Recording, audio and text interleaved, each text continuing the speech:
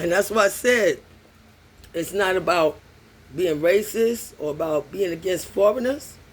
But I was right there in the middle of things when it blew up and things started changing. Not only in the schools, but in the streets too. You know?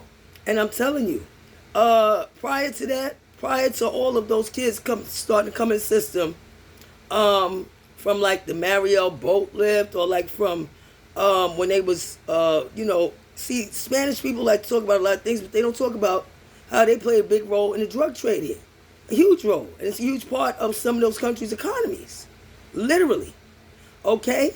And so when the kids started coming, okay, from the people who was working the drug trade, and their families and whatnot, those kids became very clannish. I noticed that right away. They came. A lot of them did not speak English, and what they would do, they would hang out together. I noticed it. I saw it because it started during the time when I was in high school, right before I got out of high school, and so now they were very clannish, and they would only be around their own. Like at lunchtime, like maybe not in the classroom. In the classroom, they'll sit where they were assigned, but then you could see that they would a lot of them would have a hard time keeping up. You understand? Because they didn't speak the language, and after school they wasn't going to the library or nothing like that. They would go, I guess, and go home and do whatever they was doing, but it wasn't about studying because very few of them could keep up. Like the legal immigrants definitely could keep up. That boy who came from China, he was a legal immigrant. He actually was ahead of us. When I was in fourth grade, first time I saw a Chinese person up close. That wasn't in a Chinese restaurant. Excuse me. He was ahead of us doing short division while we were learning long division. See, and that's the thing. That's what's going on, is that they've been dumbing it down to accommodate basically foreigners. And the excuse they made was that black people couldn't keep up, minorities couldn't keep up. That's a lie. Black people who don't study and don't like to read and don't want to get tutoring can't keep up. Because there are plenty of black folks who excel at all kinds of different fields, that you have to do a lot of studying, intense studying at. And so now, to excuse that and excuse things like slang, they came up with ebonics, also false. Black people have absolutely no problem grasping the intricacies and subtleties of the English language. If they study. If they don't, they do. And that applies to everybody.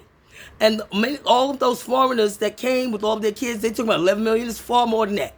Had kids. More than one kid. A lot of them. A lot of them had multiple kids. And their kids, most of them didn't want to study. Still don't. That's why here we are 3 generations later, and they still talking about, oh, you got to give them more help. Not speaking English. How 3 generations later, since the 80s they've been coming? Hard body. How don't speak English, huh?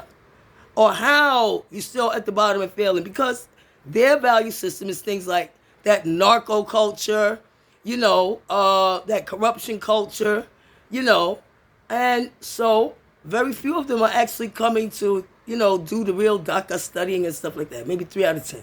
The other 7 out of 10 are just here, to be along at the bottom for the ride. And they bring that corruption culture into like the industries they go into, like border ed and education, where once they get in, all they want to do is hire their own, sabotage black people, hide problems and stuff like that instead of solving them, and just get their own people in there, and bring the third world way of doing business here and force all of us to live like third world citizens, while our government is fine with it because they're looking at them like the new Americans. Nah, fuck no. Black people, we can say, you know what, hell with this. Leave it all to them and get our own states like the American Indians did. And everything that we make or create after that is all ours. We have full ownership. And we'll keep it, that intergenerational wealth. Because they ain't going to stop importing it, and they want us to be at the bottom begging for things like, our pantries are getting overloaded with illegals and all that. Let them have it. We're entitled to land and wealth back, and that's what we're going for in courts. And let them have it. And without our black people, we'll get our black people educated just fine. We'll have youth leadership academies, teach our black kids how to be business owners, not just business workers. We'll work with people like Puerto Ricans, Jews, American Indians, or even some whites. All the same people who helped get us free and help fight for civil rights. If they want to help, we'll welcome it. But they got to bring their families, because we ain't going to have no infiltrators. If they bring their family to our community, then we know they want our community safe, because their family's there too.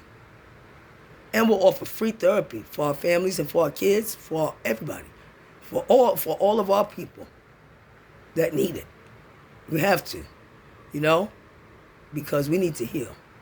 And we need to do it away from, our leadership is doing anything that will keep us at the bottom, and happy to give away billions and wreck the country if need be, importing all kinds of folks who come and bring their political systems into our schools and spend their time teaching our kids about political stuff and sexual stuff that they were repressed from in their countries.